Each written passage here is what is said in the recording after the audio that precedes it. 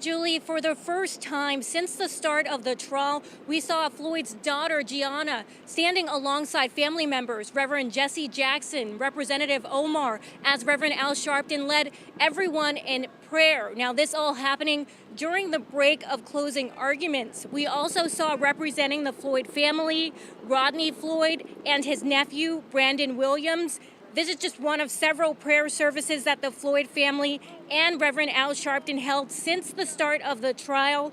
And today, the Floyd family thanked the world and activists here in Minnesota for continuing their family's fight for justice. We would also like to thank the people of the local community, the activists that stepped up.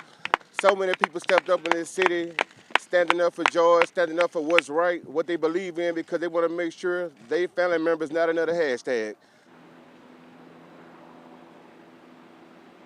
Now, I want to take you to what we're seeing right here outside the courthouse. If you look behind me, there are about more than 100 now people gathering outside this courthouse where the Floyd family, Reverend Al Sharpton, were standing earlier today. They've been gathering within the hour. We do know that a protest is supposed to start here at 5 p.m. But as far as the family and the attorneys, they are expected to hold another press conference after the verdict is announced. Back to you. All right. Thank you, Charmaine.